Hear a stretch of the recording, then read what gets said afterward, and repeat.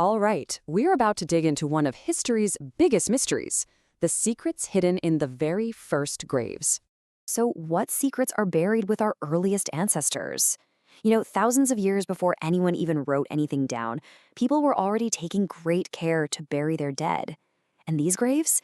They're basically time capsules, just packed with clues about how our ancestors lived, what was important to them, and maybe even what they believed happened after you die. So, let's start digging.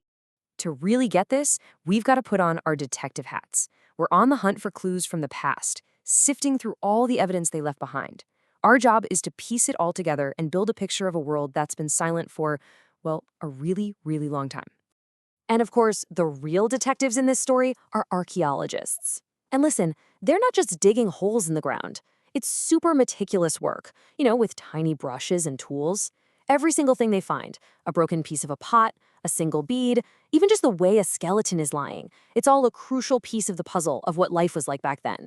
Okay, so our first big clue, and you might be surprised here, it isn't an object at all. It's the position of the body. Yeah, just the way they were placed in the grave tells us so much about how deeply they thought about these rituals. In a ton of these really ancient graves, we're talking everything from Neanderthal caves to early human settlements, the skeletons are found in what archaeologists call a flexed position. So what does that mean? Well, it's basically the fetal position. They're curled up on their side, knees pulled up to their chest, kind of like they're asleep. And this right here is a huge question that experts are still arguing about. Why this specific position? Was it just practical, so they only had to dig a smaller hole? Or was it something more symbolic? Maybe it represented sleep. Or, and this is a really cool idea, maybe putting them in the fetal position was their way of hoping for a rebirth into a new life. All right, let's move on to our next clue. This one takes us even deeper. It's not just how they were buried, but what they were buried with. Archaeologists have a name for these things, grave goods. And honestly, it's almost like they were packing a suitcase for the person's final journey. So, what's in the bag? Well, the stuff they find is just fascinating. A great hunter might be buried with his sharpest flint spearheads and stone knives. You might find a woman with a beautiful necklace made from animal teeth or seashells. And get this, we've even found loyal dogs buried right alongside their owners. That powerful connection we have with our pets, it goes way, way back. So you have to ask, why pack all this stuff? The best theory we have is that they just didn't believe death was the final stop. They thought people were moving on to another place, an afterlife, and they were going to need their tools, their weapons, and their favorite things when they got there. But these grave goods reveal something else, something really important about their society, because not all graves are equal, not by a long shot.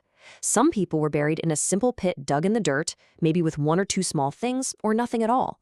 But others, they were placed in huge, elaborate stone tombs, just surrounded by hundreds of valuable and rare items. It's pretty clear evidence that social classes and inequality have been around for a very, very long time. Okay, so we've talked about the body and the objects, but there's more. Our ancestors also used really powerful symbols in their rituals, things that stood for the huge ideas of life and death. Let's look at some clues that point to these more abstract beliefs.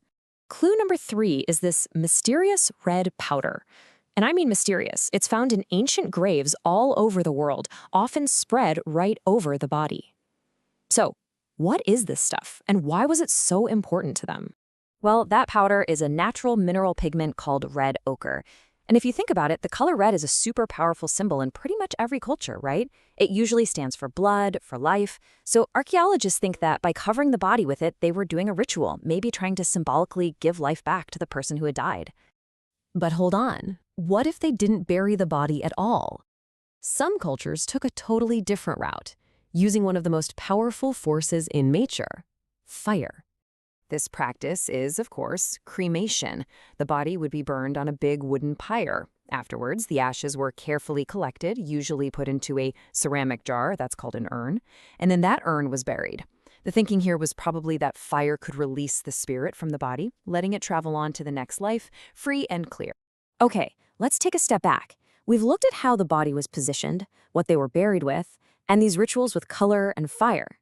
So it's time to piece all these clues together.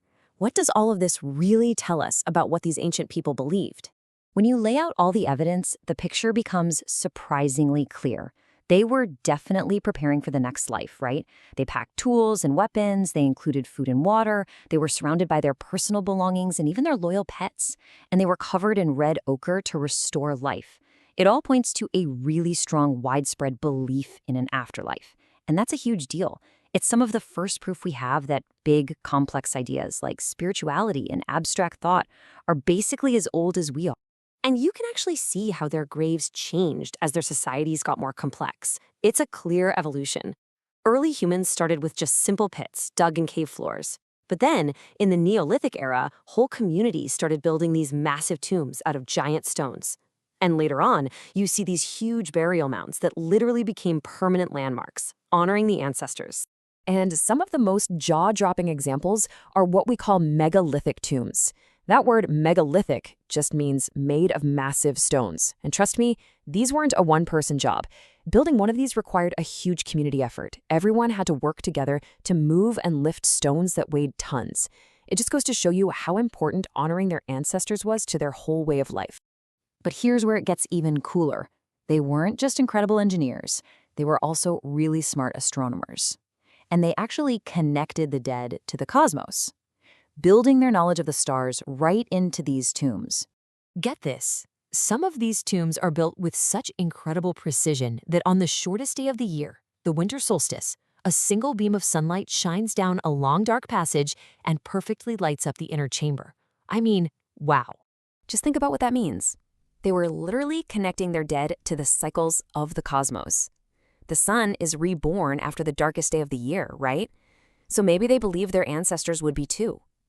It shows they saw death as part of a much larger cosmic cycle of life, death, and rebirth. It wasn't the end, it was just part of the process. So at the end of the day, every prehistoric grave is a piece of this giant puzzle that helps us understand where we all come from. These aren't just dig sites, they're deeply human places. They show us that for thousands and thousands of years, people have been trying to figure out their place in the universe, just like we do. They're a direct link to our own past. And that brings me to one last question for you. Imagine archaeologists found your grave thousands of years from now. What objects from your life would tell your story? What would you want them to find? It's a pretty wild thought, and it connects us, right now, directly to those people from so long ago.